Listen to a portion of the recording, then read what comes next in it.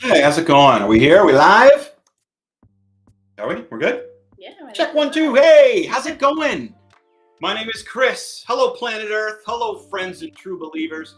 Thanks for tuning in. Thanks for listening to me. Thanks for taking general interest in what this dude has to say. My co-host, Brent, is not going to be here today. He is off on a spiritual journey in the mountains of Tibet. He's searching for this butterfly, and he's going to find it and eat it. So we'll find out what the details are of that next week when he does come back. We're doing our cavalcade of toys, I believe. Our season ender came from the basement, and it's not only our season finale. Yeah, season finale. No, it's our season finale. No, series finale. Sorry. It's our series finale next week because we are switching over to what you are seeing right now.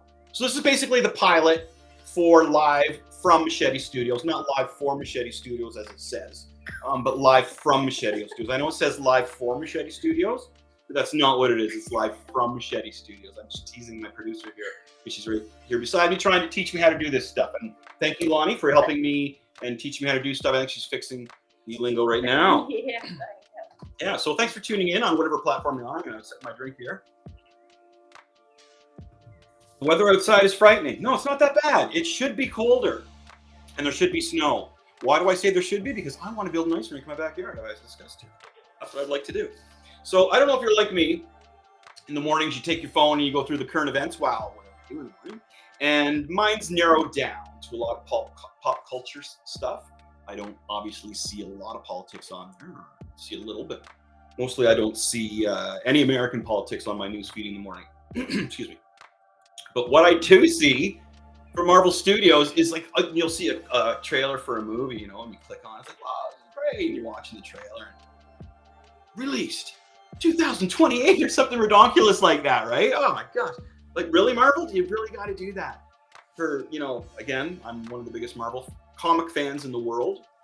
Stress the word Marvel Comics. I love the movies as well, but I'm starting to find that they are on the same mediocre storyline railway to kind of casualness. Well, the new Deadpool movie should be great because we're going to bend the rules a bit that we seem to be harnessed by with the Marvel movies. So, so watching them in the morning in my news feeds, I see a lot of that. Get stoked and see what's going to be released. And the thing is that if you're saying it's going to be released 2 years from now, we'll say, there's going to be problems before that, and it's not going to be released at the time they're stating. It never happens. Come on. It just doesn't. It just doesn't happen that way. So that's one thing that I see in my morning news. Not much else really to talk about these days.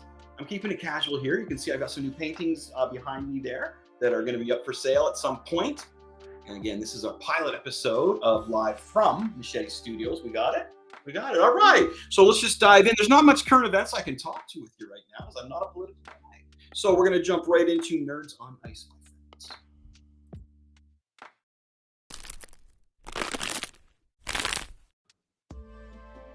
So congratulations to my boy, Mitch Marner. I know I hack on Mitch a lot, or I have hacked on him in the past seasons. Number 16, stole it from Darcy Tucker. Kind of funny. But I think Mitch, in my opinion, took the summer really seriously, and he did a lot of working out. He seems a lot stronger. He seems a lot more sure of himself. I think maybe he did a mental workout as well.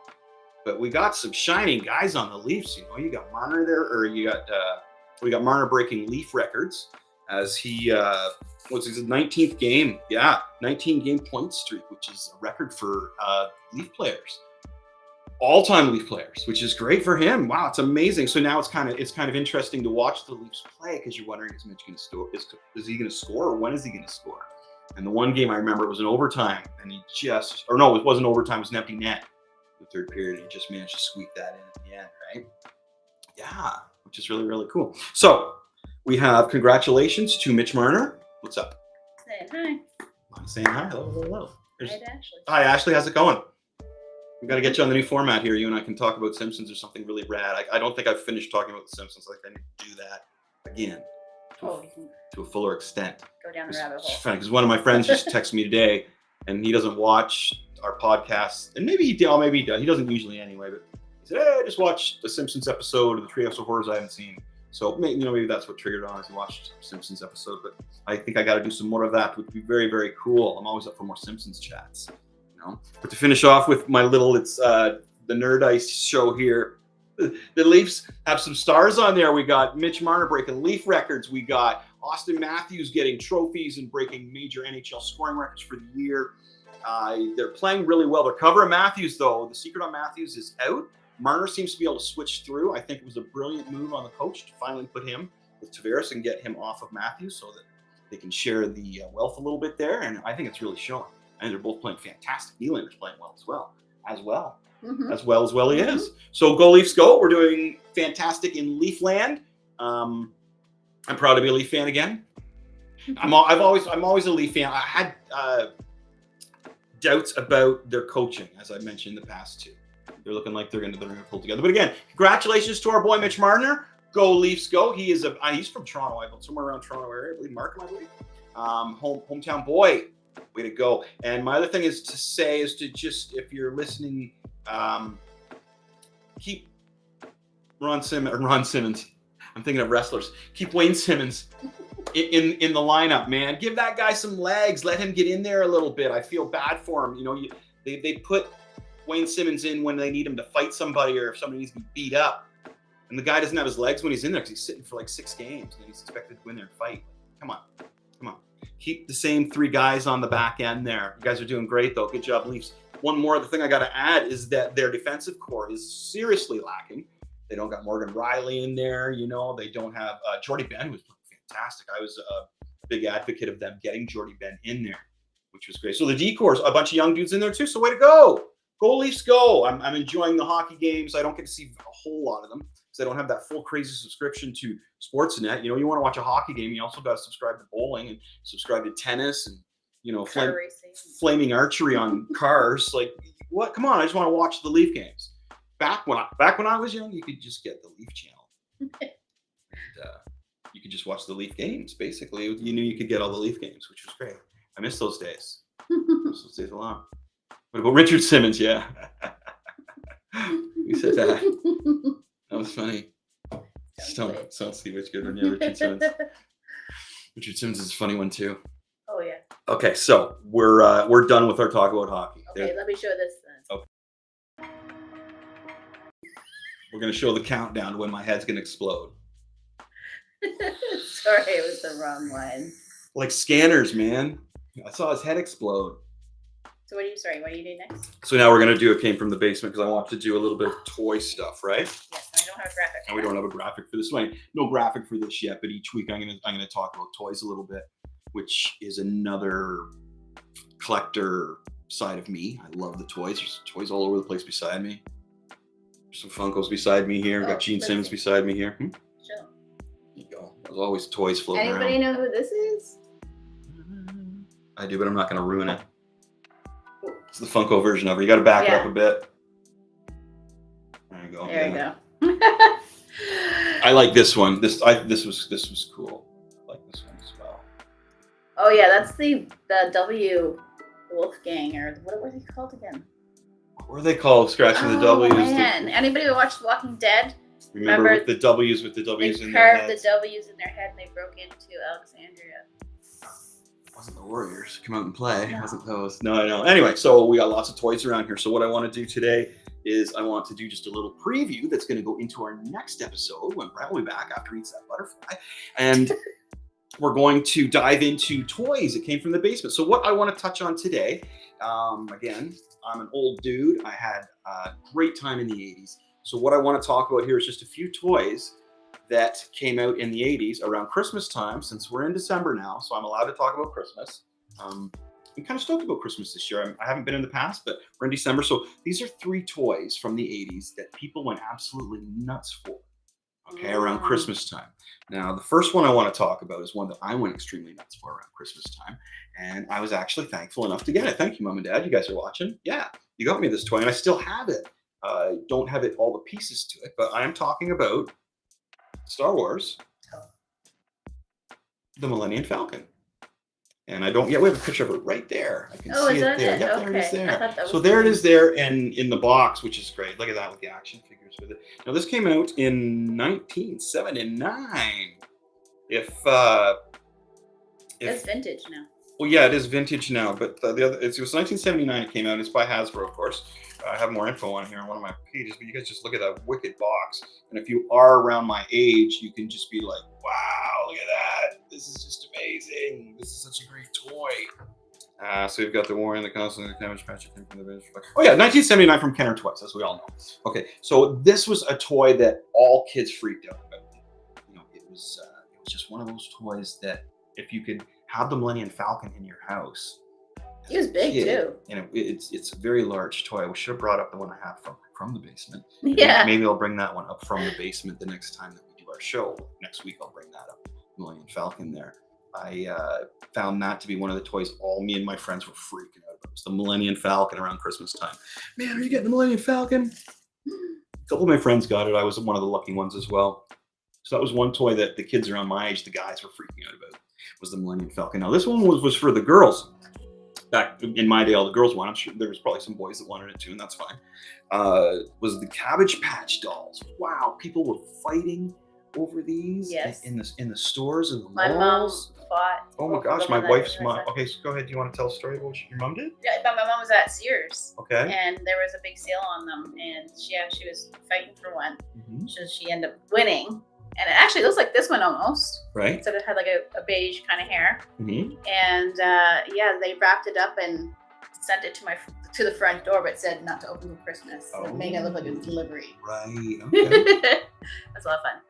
And you get little adoption papers with it, right? Well, that was the thing about the toy. This was 1982, and it was from Coleco, which is a pretty rad thought or pretty rad fact. When I asked my wife who she thought was the designer of the toy company, the last one she would thought of was Coleco, because Coleco was making video games and stuff like that. Right? Mm-hmm. More of the handheld games, and the ColecoVision came out. So Coleco was the one that made the Cabbage Patch dolls. I found that as an interesting fun fact as well, as Sheldon would say. And I thought that was a very fun fact that was made by ColecoVision. And it was inspired by a gentleman named Xavier Roberts. So Xavier Roberts, way to go, buddy. These are miniatures he made first, and they made him into the bigger size doll.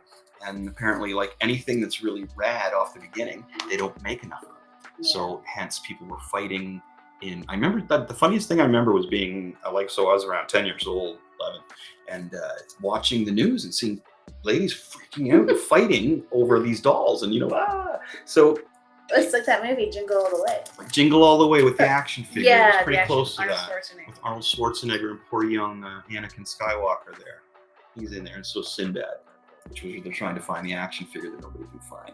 So that was the other one there. And now another one. This was another one that, again, just my friends and I freaked out over because we were young. And was Castle Grayskull from the Masters of the Universe. Now there's the box. I love the graphics on these old toys as well. When I was a kid, just fantastic stuff. Now it was the articulation of the Castle Grayskull that piqued my interest and my friends' interest.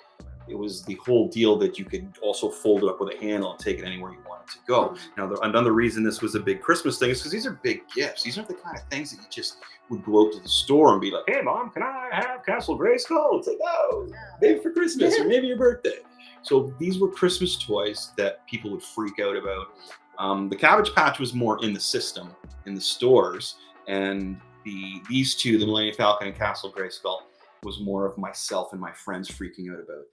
And I did get this one for Christmas. This is another reason I picked this one, is because I did end up getting this one. But I think I got this one for my birthday, I believe, if I remember correctly. But I remember a lot of kids wanting this my age for Christmas.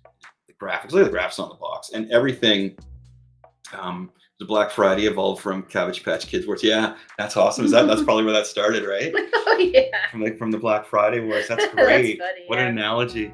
Cabbage Patch Kids dolls originate from Black Friday. Well, that's how they came up with Sour Patch Kids. Yeah, the Garbage Patch Kids. Or Garbage Patch Kids. Yeah. Okay, so those are my toys that I thought were. So am I getting a little feedback off this on here? Okay, I thought it was a touch. No? Okay. Okay, great. So those are my toys that I was looking at from. This is a preview of what we're going to do next week when Brent comes back from his trip there. We're going to bring up toys from the basement. We're going to have a lot of friends on for that show. I think Ashley's coming back for that show. It's next week, and that's our final one. And then we're going to take over in this direction. So this is our pilot. I'm going to keep reminding you that. So stick with us. That's great. So that's our segment there on It Came from the Basement. And those are some toys that, seeing that Christmas is coming up, some toys that I freaked out over as a kid and the public, which some funny comments on the Cabbage Patch ones. I like that because you forget about some of the things that happened back then. And there was a Walking Dead comment I wanted to talk about. Glenn?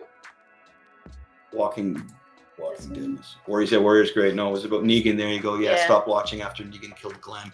That was crazy, huh? I don't know. Sea Witch is asking this. Did you read the comic book?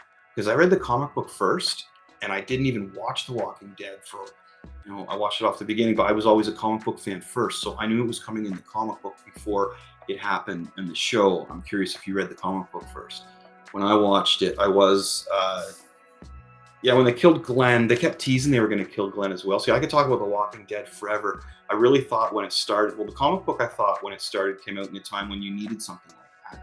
You needed more of a real life superhero. And the best way to find that is to put somebody in an apocalypse, right? Brent Wayne Donnell, you're my favorite host. Hey, did you eat the butterfly yet, Brent? Well, we did episodes, talk shows. Yeah, we did. We'll have to reshow them. So what? Yeah, the other thing we're gonna do on the show here is I'm gonna show a retro clip of myself at a Comic-Con doing interviews and stuff. It's gonna be pretty neat. So maybe we could go back into some old Walking Dead stuff. That was something when Negan killed Glenn, because I was all about the reality of people being killed like that. And I thought I was more shocked that Abraham went down as well. I was expecting Glenn to die because of the comic book. And then the fact that Abraham went with him really blew my mind. That was pretty wild. I wasn't happy 100% with the way Negan was played by Jeffrey Dean Morgan. I thought he was a little too. Oh, here's my other guy right there. I thought he was a little too flippant with the Negan character. A little too flippant.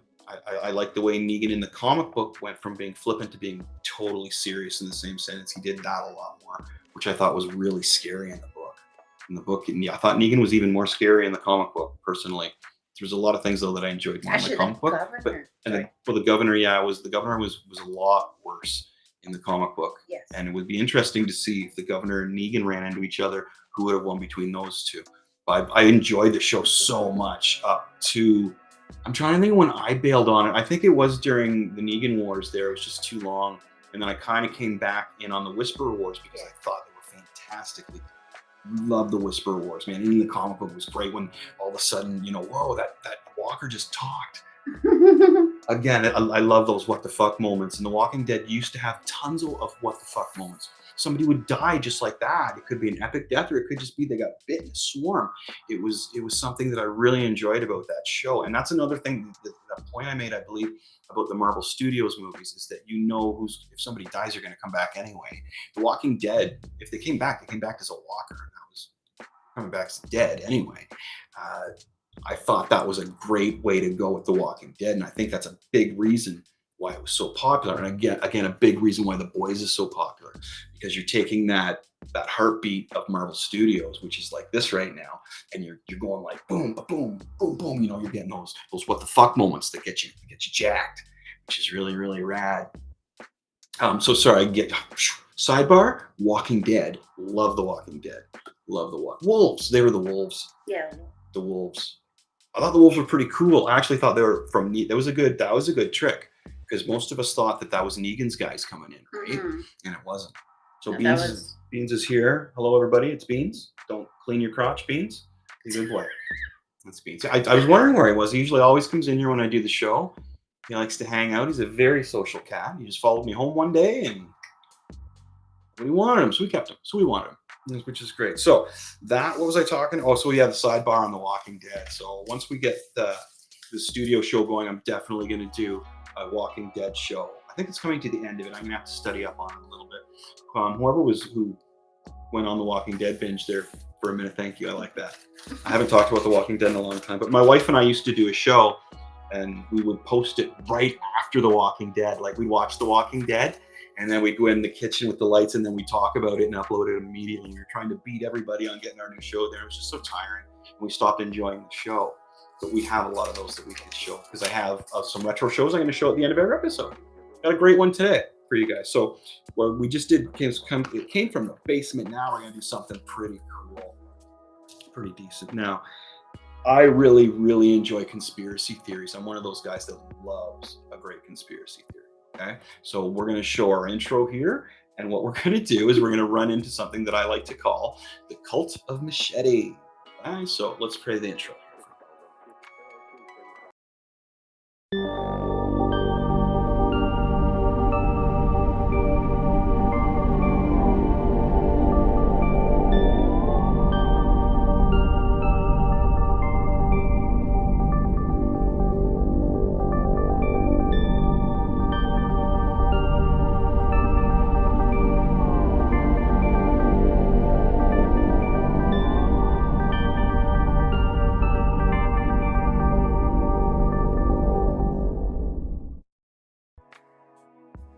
Hey, how about that? Good job, Lion. As done by my producer and my wife, Lonnie. She put that together. Funny side note is the cat did not, as soon as the music started playing, Beans was out of here. He's like, that's creepy. I am gone. All right, so I love a good conspiracy theory. Now, I'm going to be doing these regularly. Something that I want everybody to note and to keep in mind is that I'm not here to judge. I'm not here to tell you that you're wrong, but I'm also not here to tell you that you're right, okay? What we're going to do is we're going to discuss conspiracy theories that I think are cool. If you have some suggestions, I'd love to dive into them because I'm getting to the point where I'm so far in conspiracy theories, I don't know if they're actually cool, if they're just new to me.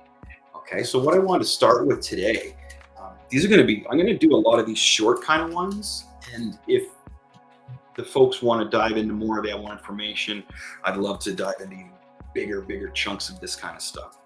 They say this is the pilot, all right? So we're hitting this kind of quick. We appreciate you guys jumping along on board. Some great material here for micro content, as I'm told. I need micro content. See, I'm listening. Okay, the moon. Okay, I want to talk about the moon. There it is. What a beauty. Look at the moon. You can see the moon. We are lucky enough to have one of our windows in the hallway positioned perfectly so the moon is like right in the middle of it. And that Sirius star, the star Sirius, that's almost a tongue twister, okay? I know I'm drinking Gatorade. They come right in the window there at night, which is beautiful. I think the moon's fascinating. As we all know, it controls our tide. It helps control the water and keeping it on the planet. We don't see both sides of the moon, which is another thing that if you don't think about it, you're like, oh yeah, we don't. So as the Pink Floyd fans know, the dark side of the moon, which is the far side of the moon, is what I would prefer to call it, the far side of the moon, that we don't see is totally different than the side of the moon that we get to see. As a matter of fact, on the far side of the moon, there's a crust that's, excuse me, 15 to 30 miles deep, depending on where you are, before you can even hit underneath. So that there's no lava that's been flowing on the far side of the moon. Where on the side of the moon that we see, the meteors will hit it, they will crack open and lava will come out. The other side, there's such a crust that it's not going to come through. So that's how different the side of the dark side, the far side, is from the side that we are privy to. Now, again, the moon doesn't turn, it revolves, okay? We're in a cosmic dance, as the Simpsons or Leonard Nimoy would say. Now, I love the fact that we have been to the moon. I don't want to go into the conspiracies of the faking the moon landing and all that stuff. My basis on that is they went to the moon, or we went to the moon, and we thought about how to get there and get back, but we didn't think about any video footage of how we would record it. They probably brought top of the line video recorders and they didn't work on the moon. So they got back and like, holy crap, we gotta show proof that we were there. So Kubrick stepped in. That's just my theory on that. That's the one that I like the most.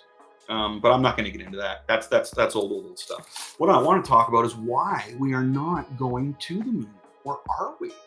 That's the conspiracy. Are we still going there? There's people that have found evidence, as I give the air quotes, that there are pipelines on the moon, that there are domes in craters on the moon, that there are satellites on the moon. Now, there's a gentleman, you can Google this guy's name. I'll just got to find it here because I didn't highlight anything, but his name is Scott C. Waring. What a cool name. Scott C. Waring. Now, if you want to Google that guy, he's a UFO hunter, but he has evidence that he says, and he's pictures here. I believe we have some of the pictures here, Lonnie.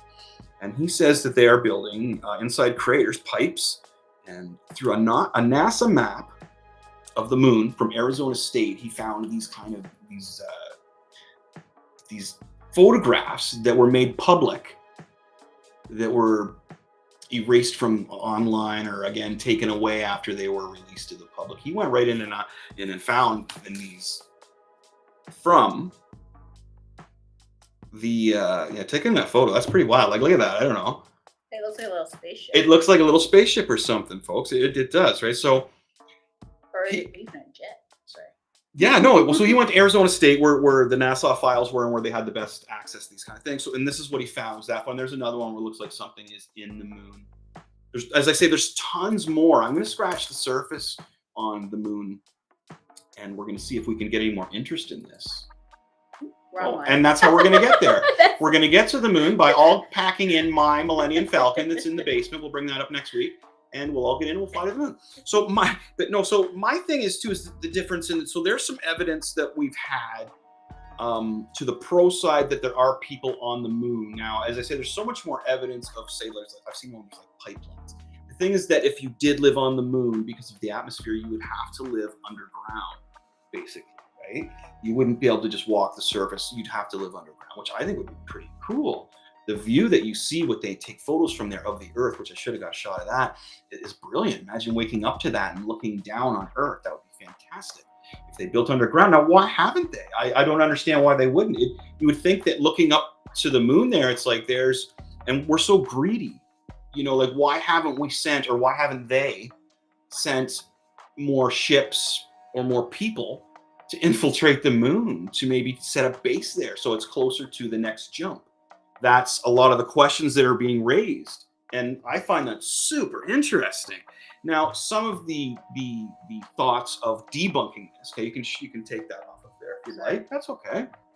Some of the thoughts on debunking this is just that the side of the moon that we're seeing is constantly being bombarded by rocks and debris, and it's always changing. We're seeing there's a term for it.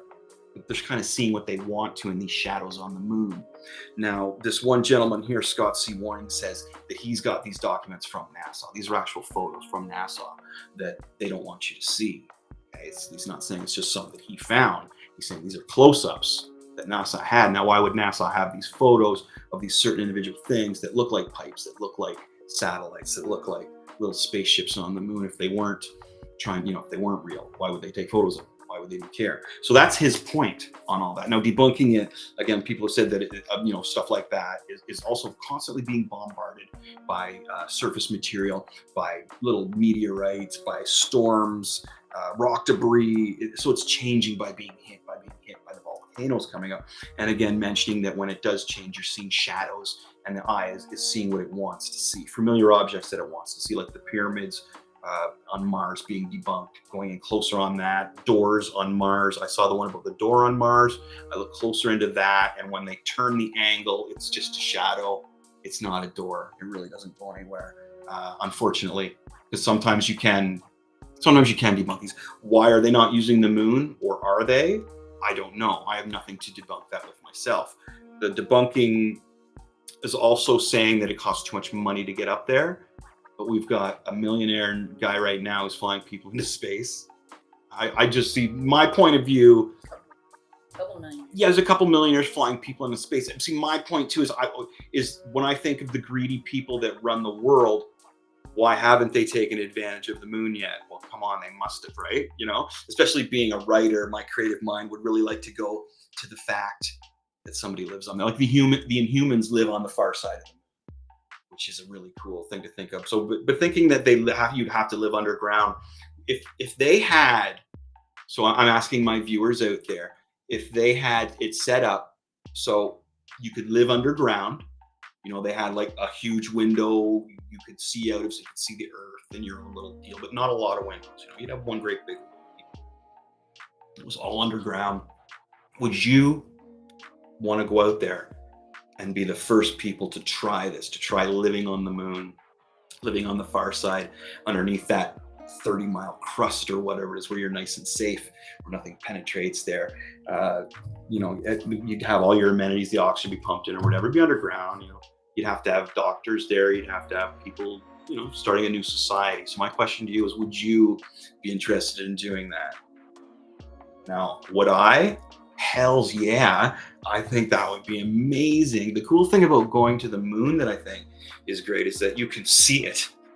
You know what I mean? Like, you're thinking about going way far, like where no man has been before. That is a pretty scary thought. It is an adventurous, very, very, very cool thought. But if you really think of being stranded, that's nuts. The moon's not that far. If you really had to get back, you probably could. Is my thought on that. So I'm just curious about my viewers if they would take the first step and come with me and start off on if it was already built for us and well equipped. I'm wondering if anybody. So you guys think about that. That would be great. So then the other side, the dark side of it. What's that? Nope, not for moi. Couldn't do it. Okay, I understand that. I'd have to have all my amenities, so I'd have to have a little greenhouse there, and I could grow and stuff like that. But yeah, no, I would go. Yeah, I respect that. Why wouldn't you go? I'm curious. I would have to wait. You'd have to wait. Established. So my wife says that she would wait because I want them to work out the kinks. Okay, so for fear of it failing. Exactly. Yeah. Okay. Well, no, there's lots of reasons why you wouldn't go. But I would go eventually. That you couldn't have your family all there with you. Yeah. There could be the reason that you're not going to have all the amenities on this new place. You're going to be underground. Yeah. So right. So that's what. So sunshine. I would be more worried that. Well, since my point is that we're pretty close to the moon and to Earth. So if anything seriously went wrong, well, you can just jump back. I could just jump back home.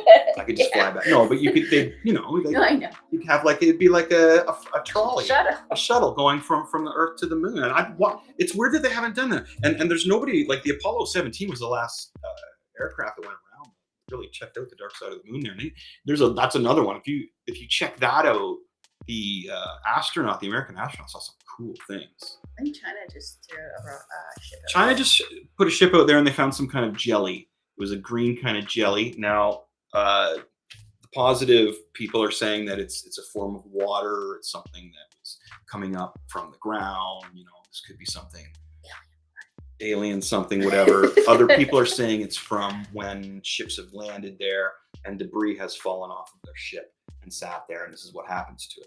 Oh. Okay, so that's the debunking side of that.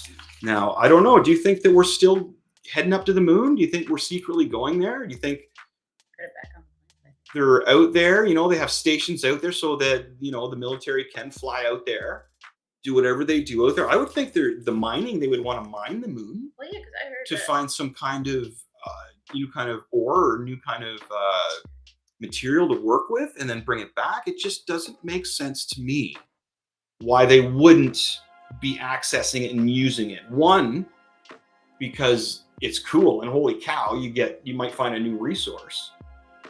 Two, because these guys are MF and greedy, right? Like, you know what I mean? So that's why it's kind of like, they're probably not doing it because it's expensive and maybe they haven't found anything on there. On the other side, it's like, well, maybe they are doing it, they're just not telling anybody. Because, we thought UFOs weren't real for years. Back to what was the first one there that I love so much? No, the UFO crashes. Roswell. So back to the Roswell incident, back to that was real. That was UFO. We've admitted now that was real. How many people felt like an idiot in those situations, told they were crazy and were threatened not to talk about it, and now here we are yep, UFOs are real. Especially that guy that was the deputy that had the stuff right in front of him. Had everything right in front of him. And so now we have established that UFOs are real. So that's incredible. So why have we not, or are we still visiting the moon? All right, think about it. That is, yeah. They probably kept it secret. That's your, yeah. Well, see, I don't know. See, that's the thing. I don't know, and I'm not here to judge. Like, if somebody has some great links or some great thoughts on if we are going to the moon, or if we're not going to the moon, or why we are, or why we're not, add them here live, or add them to the YouTube video below. I'd love to hear about it because I want to do these every week. It's like the Truman Show. The Truman Show. Show. Because he was up in the moon. The director was up in the moon. Maybe that's what it is. Wow, that's pretty cool. The moon is just the other one is the moon's a satellite. It's hollow, and it is more of a space station like in Star Wars. Wow.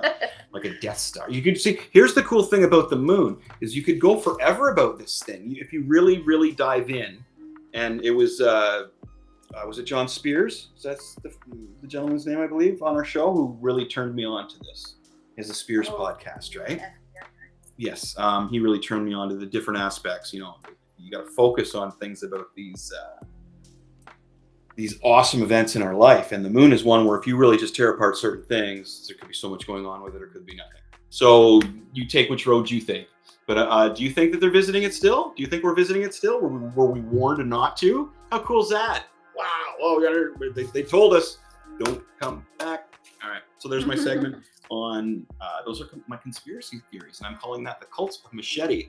So if you'd like to join the Cult of Machete, tune in every week and we will discuss this. I'm not here to judge. I'm not here to tell you right or wrong.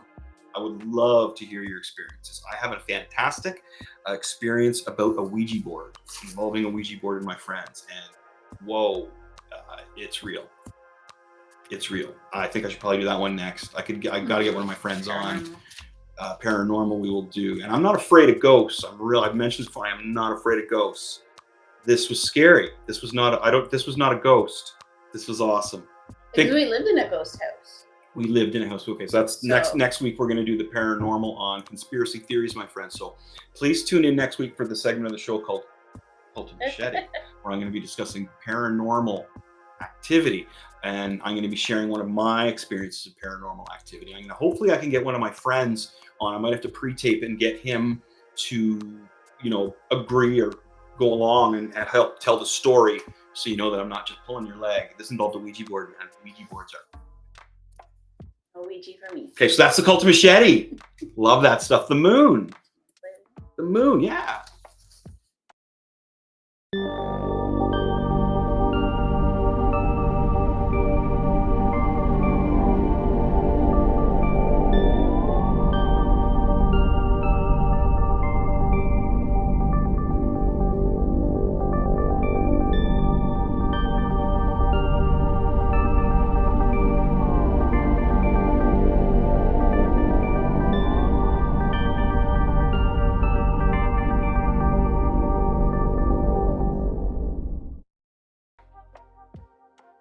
Hey, Shelly, glowworm. Almost put it in there. Almost put the glowworm in there. Because when that happened, and my parents who are watching will remember this, is that my cousins, my late Uncle George, peace, and my cousin Nikki, younger, his daughter, she wanted the glowworm and she was just little. And what she wanted, she got. And I remember he drove to the States to get the glowworm for my cousin Nikki, and we all thought he was nuts. Oh my God, is he really going to do it? We were all waiting to hear whether it was a snowstorm, right? Like we were all waiting to hear. I was younger, but I was interested too. Because, oh my God, really? We're all waiting to hear whether he made it on his adventure across the border and got the glowworm. Again, it was easier getting across the border back then than it is now, right? But he did it. He went out there for the glowworm. So thank for that one. Yeah, thank for that one, Shelly. I like that. That's great. So now we're going to head to another segment that I'm going to be having on the show.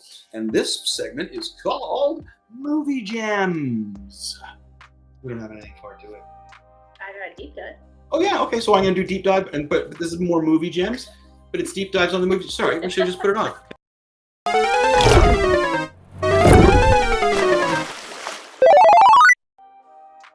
Right on. Okay, this is a movie that everybody should know, and if you don't, you gotta go back and watch it. I'm a huge fan of this movie and this director-writer. This movie is called Reservoir Dogs. It's directed, written by Quentin Tarantino. I can't believe, I get see a lot of times I forget that there's a younger generation that's tuning into our show, and I think movies like The Warriors, Reservoir Dogs, movies like that people have all seen them and seen them many, many times. Not so. So the movie that I'd like to talk about today is Reservoir Dogs. Man. This movie is the actual shit. This movie is great. So let me give you a little bit of background on it. The movie is, again, I love these movies that don't have these huge plots to them. I made a point of that when we were discussing, I think it was The Simpsons, we were discussing how simple their plots were. I love to get inside the minds of writers and such, and creativity. Okay, here's the plot of Reservoir Dogs. When a simple jewelry heist goes horribly wrong, they begin to suspect that one of them is a police informant. There you go, man. There you go. There you go. Now, the things that set this movie off to me is the one thing is the wardrobe, but it's not like it spent a lot of money on it. This movie cost, I think it was like 1.5, yeah, 1.2 million dollars. This movie cost Reservoir Dogs to make. It was the dialogue is totally gold for one thing in there. It's so rude though. It's so real. The thing that I like about Quentin Tarantino, he is pretty. He's one of he's as real as you're gonna get in the mainstream. He uses a lot of derogatory phrases and words and terms that they are staples of the way the characters in his movies talk. It would be very strange if the characters did not use some of the offensive lingo that they use. In my opinion, he's making movies that are trying to be real. He's not trying to make, as he says, Marvel movies. Now, I love Marvel movies. I think they're great. As I mentioned before, the heartbeat of a Marvel movie is like this. It's not like this anymore. Quentin Tarantino's movies are like that. Really, really enjoy the depth that he puts in his characters. And you find in this movie a bunch of guys in suits sitting around shooting the shit. Some of them are just talking about whether they like to tip the waitress or not. But you're hanging on every word by these guys. You want, and then you want to get to know them. You want to get to know them more. So instead of just throwing them in a situation where the movie carries on and you see what they're talking about going to action, we fly back in time with each character and we get background on each character. One of the things that I liked was the little Easter eggs of Marvel in there. The Silver Surfer behind Tim Roth, and the reference to Ben Grimm, the Thing, was Tim Roth again, which threw those references in there. You know, I love my Easter eggs, and this was back. Did I say? I didn't say the year. This was 1992 that this movie was put out. Yeah, and 1.2 million, right? That's nothing. It's nothing. Now, the other thing that I love about this movie is the actors. Again, you get the right actors, they buy into the movie, and you've got gold. This is one of those situations where you got Harvey Keitel, and I think he actually funded the movie a bit. He helped make it possible, if I remember correctly. Harvey Keitel, brilliant actor. And just his calmness in his roles that he plays when he needs to be snapping to, the intensity is great. And his character, Mr. White, was played to a T by Harvey Keitel. And you can't, these guys, you really can't see anybody else playing their role, which is what I love about what Tarantino does. Tim Roth in there, holy smokes! I'm not going to ruin any real details, just in case there are younger viewers who have not seen this. Tim Roth plays one of the other characters, and he was the one who was a bit of a younger guy on the scene, and he likes the comic books. He has Fantastic Four. This is great. I'm going to get to this. There's Harvey Keitel pointing the gun down on another one of my favorites, Steve Buscemi, who's in the movie. Steve Buscemi is fantastic in the movie. Oh my God, another great actor. His dialogue, when he talks like this, like he's like this, he's all skittish, he's always going like this, and it's perfect, man. He's panicking. They're wondering if there's a narc in the group. Who's the narc? He's sure there's a narc, but they don't know what to do. They're scared.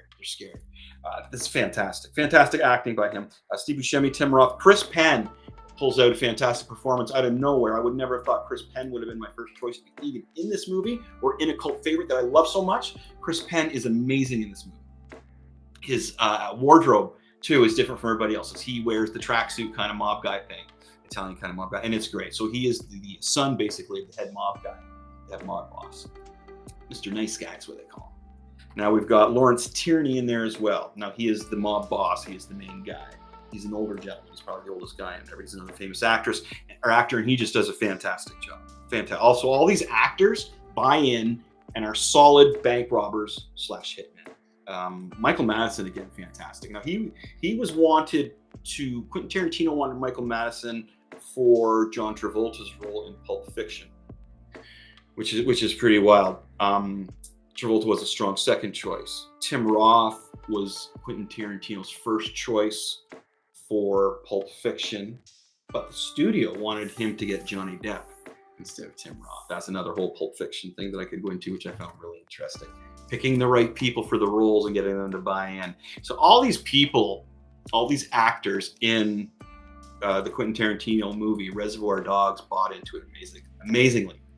The film angle, the way this is just his first film, and how serious the tone is in this, at the same time keeping that loose new vibe to it of a young, new, up and coming person who loves cinema, as he would say. I love the fact that when they do a good take, even if it's good, they're saying, we're going to do this again.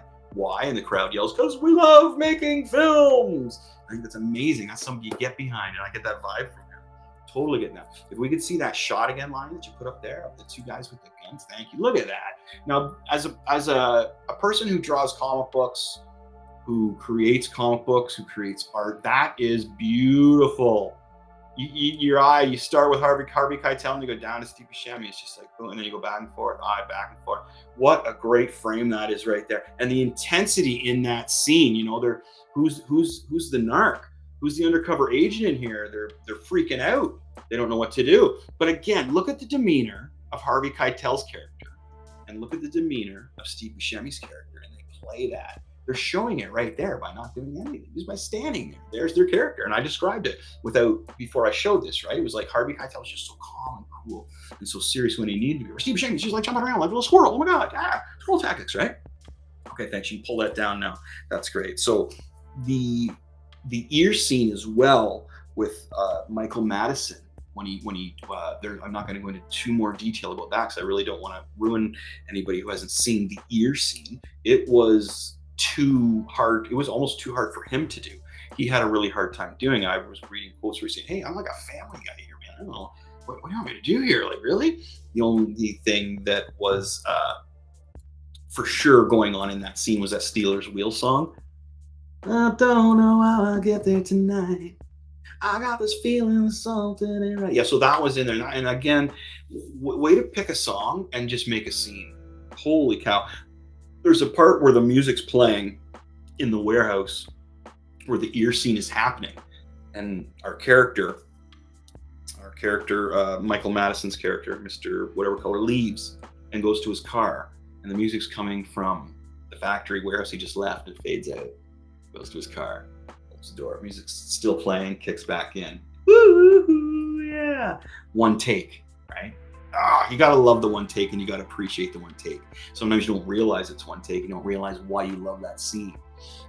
Movie aficionados like myself, or nerds like myself, that's what it is. So it's kind of like pointing the guns at each other, showing their character just in their demeanor, right? So this is a fantastic movie. To me, this is a 5-star movie. If you have not seen this movie, and you're a fan of Quentin Tarantino, holy crap. If you have not seen any Quentin Tarantino movies and you're a youngling, start with this one. Brilliant stuff.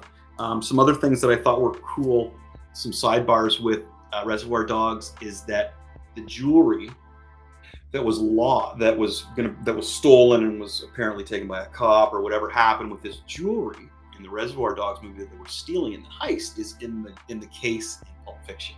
That was originally supposed to be the idea, the gold thing there, which Quentin Tarantino has never said one way or another what was in that case. Is it Buddy's soul? Is it just jewelry? Or is it from the first heist? I like to think it's from the first heist because I love me some continuity. Right? Yeah, there we go. Okay, so that should do it. Can we just put up the Reservoir Dogs title one more time, please? Thank you so much. Okay, there it is, Reservoir Dogs. Yeah, if you haven't seen that yet, look how cool they look. One thing that was changed, originally they were going to use the song Money by Pink Floyd. When it starts off and they slow down and they're introducing everybody instead of Little Brown Bag.